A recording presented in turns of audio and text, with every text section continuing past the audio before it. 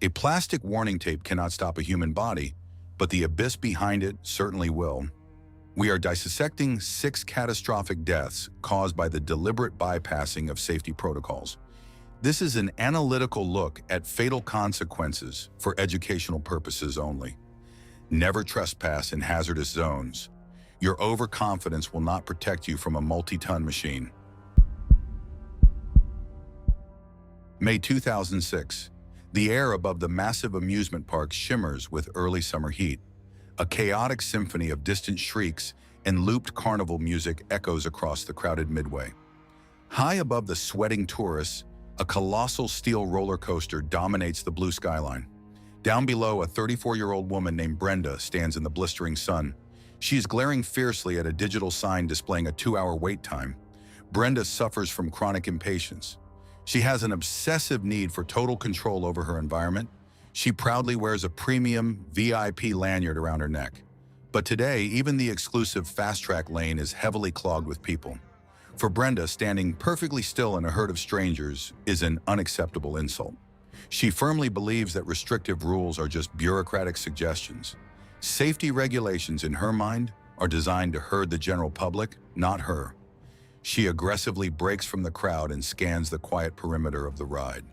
Her eyes lock onto an 8-foot chain-link fence hiding behind some bushes. A bright red metal plate is securely bolted to the center.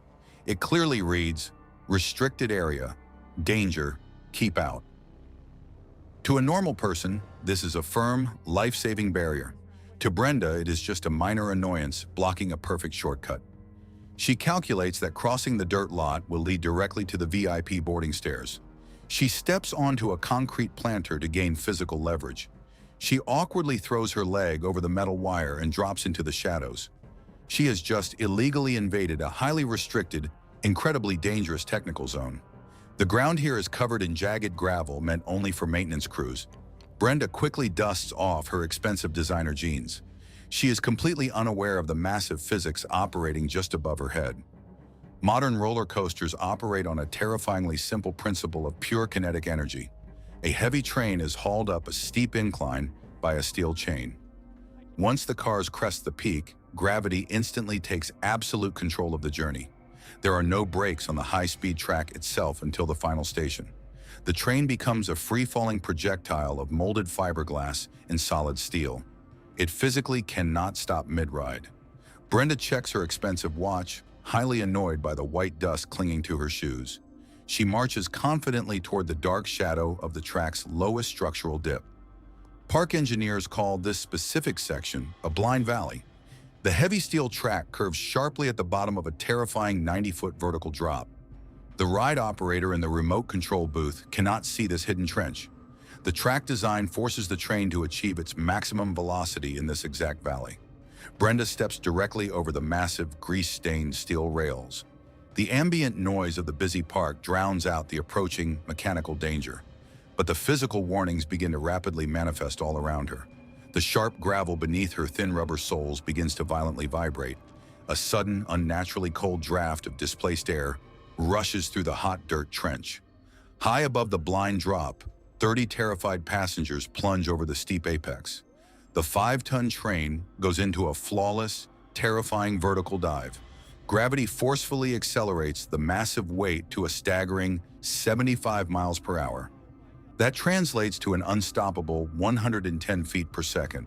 Brenda finally hears a deafening, metallic roar echoing down the steep tunnel of steel. She turns her head toward the sound. Her face twists in sudden indignation. She reflexively raises a single hand high in the air. She acts as if she can instinctively signal the massive machine to halt. It is the final, absurd gesture of a woman used to successfully complaining to managers. The illusion of her protected world shatters instantly against an immovable force. The massive kinetic energy of 5 tons moving at high velocity demands a violent transfer. That energy transfers entirely into her stationary body. The physical impact is profoundly catastrophic and utterly instantaneous. Her fragile skeletal structure is completely unequipped to absorb blunt force on this industrial scale. Her brain never even has the split second required to register fear or process pain.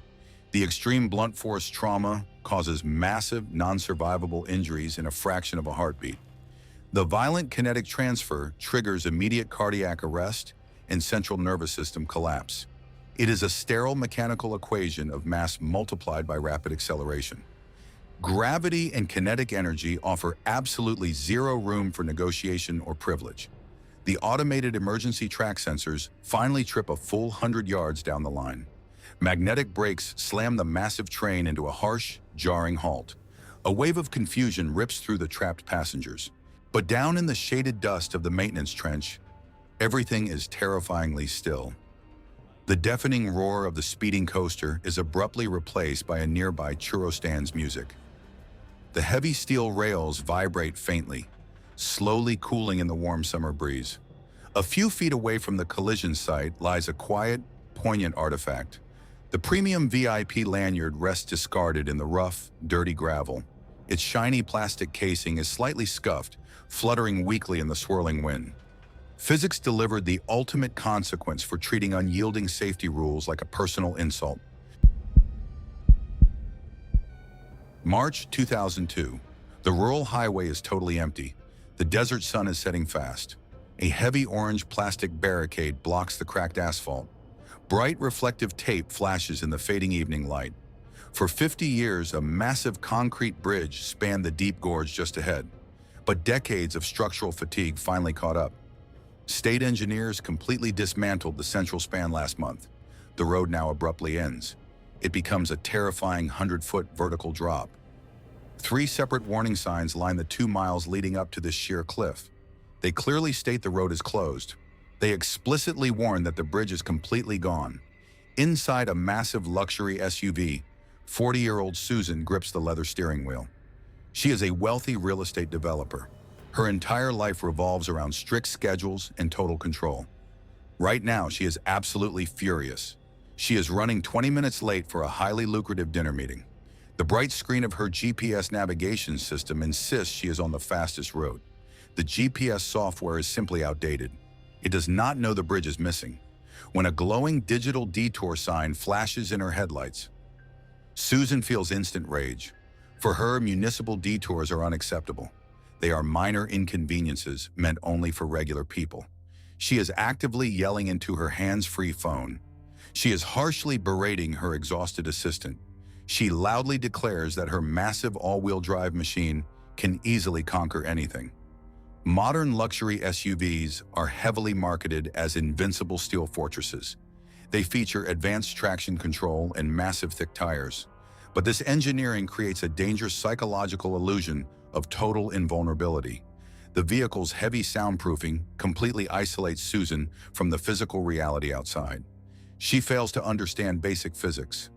Advanced traction control still requires a solid physical surface to grip. As she approaches the final barricade, she does not touch the brake pedal. She presses the heavy accelerator firmly into the plush floor mat. She intends to simply smash through the cheap plastic barriers. She arrogantly assumes the bridge is just under minor repair. The heavy SUV hits the water-filled barriers at 60 miles per hour. Orange plastic completely shatters into pieces. Cold water sprays across the dark windshield. Susan smirks at her own aggressive success. She is still venting her frustration into the phone. But less than 2 seconds later, the smooth asphalt simply vanishes. Her heavy tires meet empty air. The vehicle crosses the razor-sharp line between solid ground and total nothingness. Time dilates into a terrifying, weightless eternity. The massive engine roars uselessly. The wheels spin freely in the empty twilight. Gravity is the most uncompromising force in the universe. It instantly takes absolute control of the 3-ton machine. The heavy front engine block drags the nose of the vehicle violently downward. Susan finally drops her phone.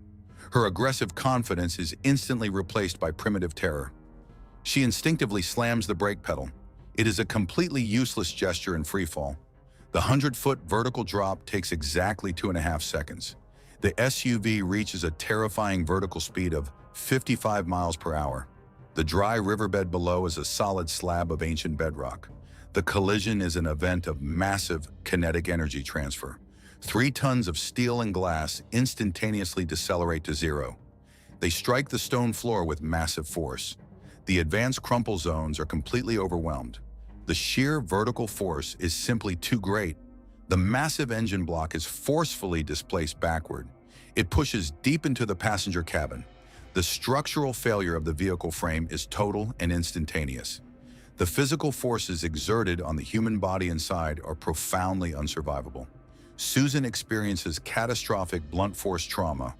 The cabin's safety cell fatally collapses inward. The extreme sudden deceleration causes instantaneous central nervous system failure. It triggers immediate cardiac arrest. There is absolutely no physical opportunity for medical intervention. It is a sterile, irreversible equation. Massive weight collided with an immovable object. Down in the dark shadows of the dry gorge, a heavy cloud of dust settles. The deafening echo of the violent impact fades into the silent night. The crushed SUV rests upside down on the cracked bedrock. It is completely unrecognizable. A single headlight miraculously remains intact. It casts a long, eerie beam across the dusty stones. Inside the silent, compromised cabin, the hands-free phone speaker crackles with static. The tiny, distorted voice of her assistant repeatedly asks if she is still there. The glowing GPS screen still proudly displays a straight, unbroken green line to her destination. Her unshakable belief in her own absolute momentum led her directly off the edge. Gravity simply enforced a universal physical boundary. It was a boundary that no amount of wealth or entitlement could ever bypass. October 2014. A dead commercial cargo ship sits permanently stuck on a jagged Atlantic reef. It ran aground during a massive storm 10 years ago. Now cold ocean waves crash heavily against its rotting hull. From a distance, it looks like a giant, solid steel island, but the salty ocean air has been eating it alive. High up on the cliff, a Coast Guard sign warns the public. It clearly reads, "Restricted area, structural hazard, keep out." A 28-year-old man named Mark totally ignores this warning. He is an urban explorer who sneaks into dangerous places to film viral videos. Mark adjusts the action camera strapped to his chest. He desperately wants a cool photo for the internet. For him, safety signs are just fake rules made up by lawyers. He truly believes heavy metal lasts forever. He thinks a massive ship cannot possibly break under one normal man. He climbs down the wet rocks and walks right up to the towering hull. A thick mooring rope hangs off the rusted side. Mark grabs the rope and pulls himself up to the main deck. He stands on what looks exactly like a solid metal floor. The entire deck is covered in thick, dark orange rust. It looks incredibly tough and industrial, but this visual appearance is a deadly trap. Mark does not understand how salt water destroys heavy metal. Salt and moisture act like an invisible, slow-moving fire. They quietly burn away the strong iron from the inside out. Over a decade, thick steel plates transform into brittle flakes. The deck still holds the exact shape of a thick floor, but underneath the bright orange rust, it is totally hollow. It is literally as fragile as a dry cracker. Mark walks confidently toward a huge loading crane near the front. The loud sound of the ocean waves hides a very bad noise. It hides the faint sound of the metal cracking right beneath his heavy boots. He looks directly at the crane, totally focused on getting his perfect video. He completely ignores a warped, discolored spot right in his path. He steps forward and puts his entire body weight onto the rotting metal floor. The result is absolutely instant. Without a single warning sound, the rusted deck simply turns into red dust under his boot. A jagged, dark hole forcefully opens right beneath his feet. Time fiercely slows down as gravity pulls him into the black pit. Mark wildly throws his arms out. He desperately tries to grab the sharp edges of the new hole, but the rusted metal easily snaps off in his hands. It crumbles just like wet cardboard. He goes into a terrifying, uncontrollable 40-foot free fall. The giant cargo hold below is completely pitch black. For 10 years, it has been slowly filling with freezing seawater and sharp metal trash. The physical impact is an event of extreme physical force. Mark falls deep into the dark space. His head heavily strikes the sharp edge of an old steel support beam. He hits the solid metal a split second before splashing into the flooded water. The sudden impact is far too much for the human skull to handle. He suffers catastrophic blunt force trauma to the head. The massive kinetic shockwave instantly shuts down his central nervous system. He loses consciousness completely upon impact. Because he is knocked out cold, his natural survival instinct entirely disappears. He cannot swim. He cannot fight for air. His limp body quickly sinks deep into the cold black water. Freezing salt water rapidly floods his open airway. His brain is completely starved of oxygen. This instantly forces his heart into massive cardiac arrest. It is a rapid, sterile biological conclusion. It happens simply because he ignored the basic laws of physical decay. Back up on the main deck, the cold ocean wind keeps blowing. The heavy ship groans quietly under the constant crashing waves. A new jagged hole now permanently scars the orange metal. Sitting safely on a solid beam right next to the hole is a small item. Mark's action camera snapped off his chest during the violent fall. The tiny red recording light blinks steadily in the cold air. It records nothing but the empty gray morning sky. Nature does not care about internet videos. It offers absolutely 0-second chances to those who arrogantly ignore its rules. December 2009. Modern wind turbines are towering engineering marvels designed to harness raw kinetic energy. Hundreds of these massive white pillars stand across the freezing American Midwest. At the base of turbine number 42, a heavy steel door is tightly secured. A bright warning sign clearly states, "Keep out, moving parts." 23-year-old Jason stands in the deep snow, holding heavy bolt cutters. He is an amateur urban climber chasing extreme social media content. For Jason, industrial safety protocols are just annoying obstacles blocking a viral photograph. He views these massive power plants as simple, static climbing frames. He snaps the heavy padlock and pulls open the steel door. He spends the next hour climbing the vertical ladder inside the dark, hollow tube. Finally, he reaches the extreme top of the 300-foot tower. He pushes through a tight metal trapdoor. He enters the nacelle. This is the cramped fiberglass box containing the turbine's massive internal machinery. The interior is suffocatingly tight. It smells strongly of hot hydraulic fluid and thick industrial grease.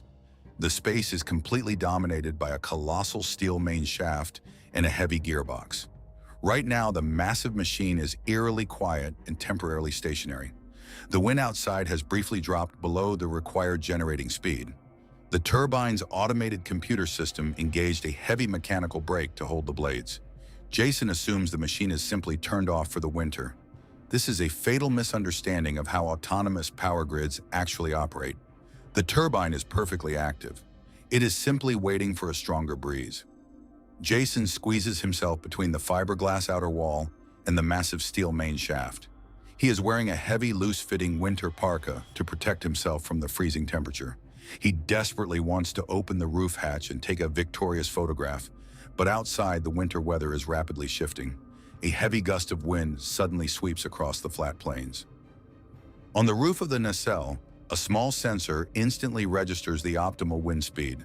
It sends a rapid electrical signal down to the turbine's central computer. The machine wakes up completely on its own. A loud metallic clank echoes through the cramped, dark space. The heavy hydraulic brake automatically releases its iron grip on the main shaft. Outside, the multi-ton fiberglass blades catch the wind and begin to turn. Inside the tiny box, the colossal steel main shaft begins to rotate. It moves with terrifying silent power. Jason is standing just 2 inches away from the spinning metal. Before he can even react, the loose fabric of his winter parka brushes against a rotating gear. The thick nylon material instantly snags on a heavy, spinning steel bolt. Industrial wind turbines operate on the principle of extreme, unstoppable torque. The machine utilizes thousands of foot-pounds of raw rotational force to generate electricity. It physically cannot feel the tiny resistance of a human body. The rotating shaft forcefully pulls the snagged fabric. It instantly drags Jason directly toward the spinning mechanical assembly. He desperately tries to brace his heavy boots against the slippery fiberglass wall. He tries to physically pull himself backward away from the steel monster. But human muscle mass is mathematically irrelevant against raw industrial torque. The colossal shaft continues its relentless rotation. It winds his heavy jacket incredibly tight around the solid metal. The physical clearance between the spinning main shaft in the solid steel gearbox casing is less than 4 inches. His torso is forcefully drawn directly into this zero-clearance mechanical pinch point. The physical convergence is absolute and entirely unsurvivable. The massive rotational force causes immediate fatal pressure across his torso. His fragile human ribcage is completely compromised by the unyielding steel. The extreme physical pressure completely compromises his internal organs. This severe trauma leads to immediate mechanical asphyxiation. Total central nervous system failure and cardiac arrest follow in a fraction of a second. The fatal injury is a sterile mechanical equation of extreme torque overcoming soft biological tissue. The turbine never even registers a drop in its operational efficiency. It simply continues to generate megawatts of clean electricity for the distant grid. The massive white blades spin flawlessly in the freezing winter wind. Inside the dark, noisy nacelle, a drop flashlight rolls slowly across the grease-stained floor. It illuminates the cold steel of the spinning main shaft. The autonomous machinery performs its programmed industrial task perfectly. It remains entirely indifferent to the human fragility that carelessly crossed its mechanical path. March 2011.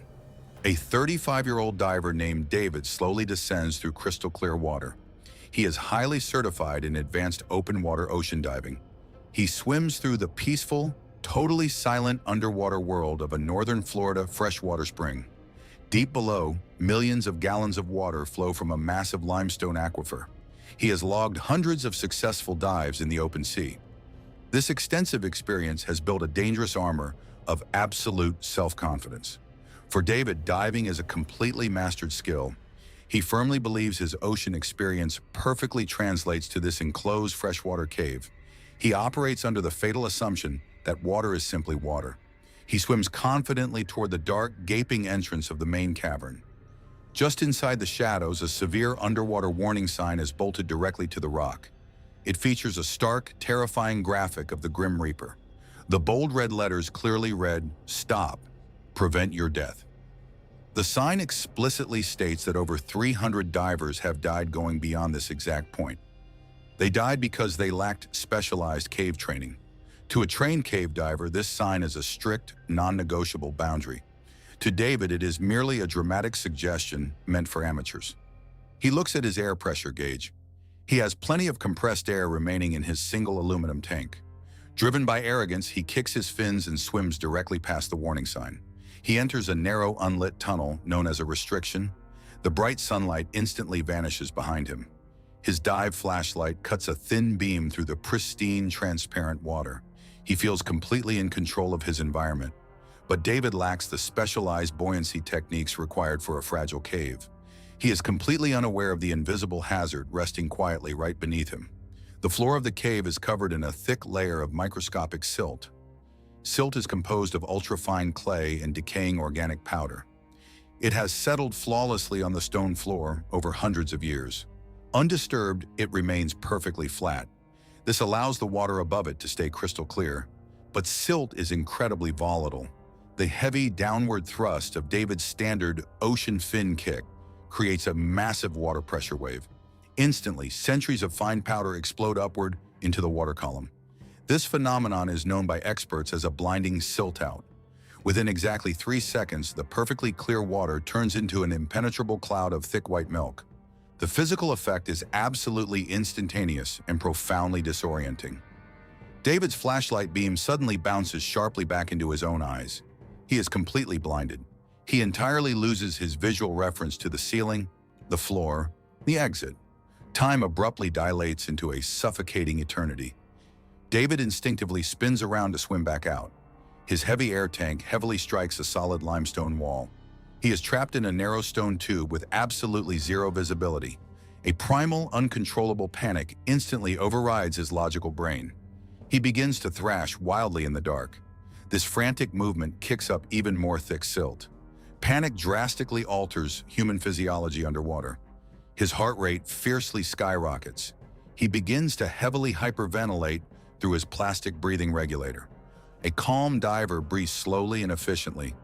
A panicked diver consumes compressed air at an incredibly rapid, unsustainable rate. He drains his life support supply exponentially faster than mathematically planned. He blindly scrapes his hands against the sharp rocks. He is desperately searching for the tunnel opening. Minutes feel like hours as he bounces frantically between the solid walls. He is completely lost just 40 feet away from the open cavern. The needle on his air pressure gauge rapidly plummets toward absolute zero. The breathing resistance in his regulator suddenly becomes incredibly stiff. He takes one final, desperate gasp. The aluminum tank is completely empty. The overwhelming biological reflex to breathe automatically forces his airway open. Freezing fresh water immediately floods his lungs. The sudden intake of water causes instantaneous mechanical asphyxiation. His oxygen-starved brain rapidly initiates a total shutdown of his central nervous system. This profound biological failure leads to immediate cardiac arrest. He suffers a complete loss of consciousness. It is a terrifyingly quiet, sterile conclusion deep inside the dark earth. He dies just feet away from safety. He is trapped entirely by his own arrogant mistake. 3 hours later, the heavy white silt finally begins to slowly settle back onto the stone floor. The water inside the narrow tunnel gradually returns to its deceptive, crystal-clear state. Deep in the quiet shadows, a dropped flashlight rests motionless on a rocky ledge. Its powerful white beam shines straight through the cold water. It perfectly illuminates the back of the underwater warning sign that was so carelessly ignored. The silent cave remains perfectly indifferent to the tragic consequences of human pride. February 2014. 28-year-old Marcus sits comfortably on a mechanical ski lift, aggressively staring toward the wild, unpatrolled forest. He is a highly experienced skier who absolutely despises crowded, predictable tourist slopes. Below him, a high-altitude ski resort sits beneath a massive winter storm. Down on the groomed trails, the snow remains safely packed by heavy machines. However, just beyond the marked boundaries, the deep powder conceals a deadly trap. His entire personality revolves around pushing physical limitations. He constantly chases pure adrenaline. He strongly believes that mountain warning signs solely exist to protect inexperienced amateurs. For Marcus, the authentic skiing experience only materializes within forbidden zones. He slides off the mechanical lift. He forcefully navigates directly toward the dense pine forest perimeter. A bright yellow boundary ribbon stretches tightly across the dark evergreens. It explicitly reads, "Area closed, high risk." Marcus never taps his metal edges to break. He simply crouches low and smoothly ducks underneath a cheap plastic barricade. He instantly penetrates a silent, isolated environment of deep white powder. He carves aggressively through the heavy timber.